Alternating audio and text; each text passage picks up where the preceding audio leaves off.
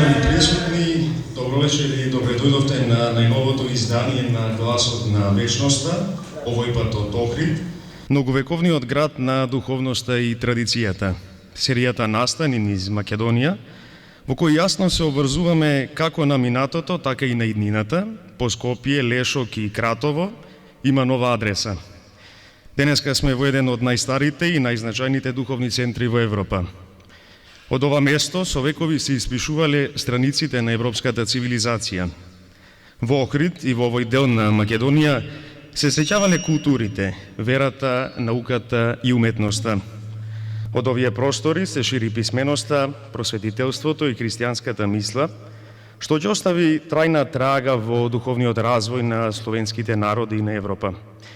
Евлија Челебија во 17. век ја бележи традицијата дека во Охрид имало 365 цркви, пошто градот го добива епитетот Ерусалим на Балканот. Славистот Виктор Григоровиќ смета дека ова е старо седиште на словенската просвета, поврзувајќи го со делото на Свети Климент и Свети Наум, како и со Охридската книжевна школа. Француско-австрискиот патописец Ами Буе го оценува Охрид како еден од најживописните градови на Балканот. Охрид е воскит и за истокот и за западот и како таков продолжува да биде и за новите генерации. Особена чест ми е да го повикам председателот на Глобалната македонска фондација Вечна, господинот Мирчо Крстевски, кој припаѓа на групата македонски иселеници во Германија. Повелите, председателе.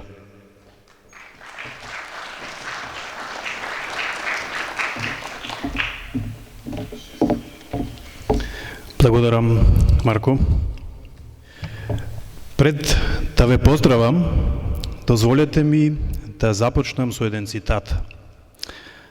Папата Франциск за време на летот од Скопје кон Рим на 7 мај 2019 година рече: "За нас, христијаните, Македонија е символ на влезот на христијанството во Европа. Македонскиот народ со гордост подсетува дека христијанството влезе во Европа преку неговата врата, бидејќи апостол Павле беше повикан од македонец." Мислам дека овие зборови најдобро објаснуваат зошто вечерва сме собрани токму во Охрид. Почитуван председателе Иванов, почитувани професори, почитувани представници на институциите, почитувани духовни представници, почитувани дами и господа, драги пријатели, добродојдовте на третото издание на Гласот на вечноста. Благодарам. Особено ми е драго што вечерва сме собрани во Охрид. Град кој со векови представува духовен и културен светилник не само за Македонија, туку и за Европа. Вчерашниот настан не е само што е едно предавање. Тоа е покана за размислување, да поставуваме прашања, да разговараме, да учиме едни од други. Веруваме дека знаењето е најсилниот начин да го чуваме нашето наследство. Наследството не се чува само со сеќавање. Тоа се чува со истражување, со знаење и со пренесување на идните генерации. Токму затоа ја основавме Глобалната македонска фондација Вечна. Нашата цел не е само да организираме настани, нашата цел е да изградиме институција.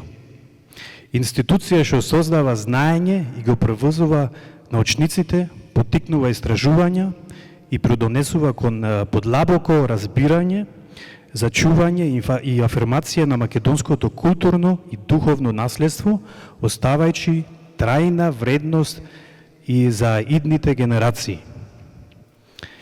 Вчерашниот настан е дел од нашата долгорочна стратегија, наречена Визија Вечна 2035 и од програмата на англиски Macedonian Heritage Knowledge Initiative. Нашата визија е ова да не биде еднократен настан. Нашата визија е секоја година да создаваме нови академски диалози, истражувања, публикации и проекти кои ќе се создават трајна вредност. Сакам искрено исто така да им се заблагодарам на сите што помогнаа ова вечер да стане реалност, на нашите говорници, на учесниците во културната програма, на нашите волонтери, на целиот организацијски тим и секако на сите вас што вечерва сте овде. Вашето присуство покажува дека оваа тема има значење. Во Глобалната македонска фондација Вечна веруваме дека знаењето создава свест, а свеста создава влијание. Токму затоа га градиме оваа институција. Чекор по чекор, проект по проект, со визија за еднината. На кратко ви посакувам инспиративна вечер, нови размислувања и пријатни разговори. Нека оваа вечер биде почеток од нови идеи, нови соработки и сигурно нови пријателства. Ви благодарам.